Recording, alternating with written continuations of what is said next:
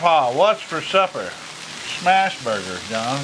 Don't burn a finger off. You might need it later for a G run.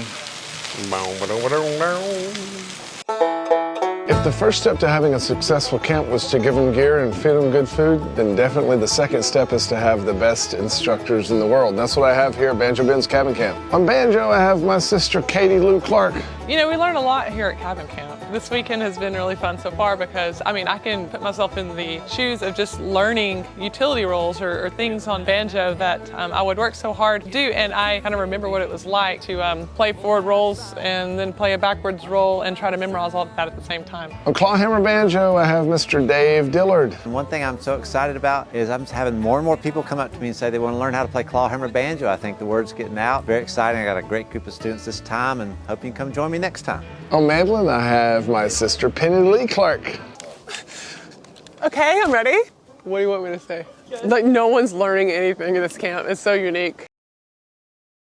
Man, anytime you get a bunch of mandolin players together, you never know what's going to happen. You know, we have people from all over trying to play this 8-stringed instrument. So first things first, we tune.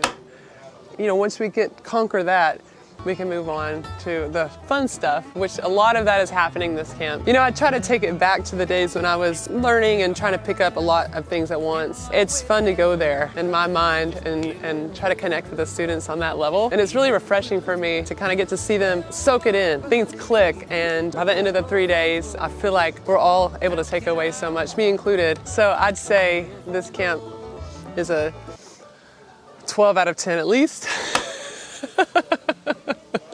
That's all. That's so stupid! On guitar, I have two-time IBMA Guitar Player of the Year, Mr. Kenny Smith.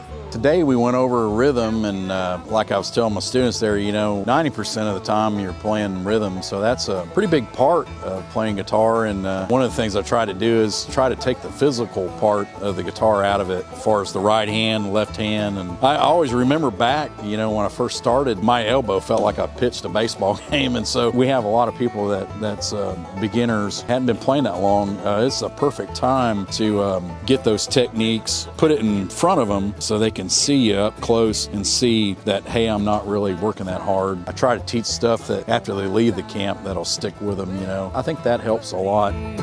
Don't you roll so slow? How can I roll when the wheels won't go? Thought I was coming to learn how to play an instrument. I've actually learned how to cook down here at this BBC workshop.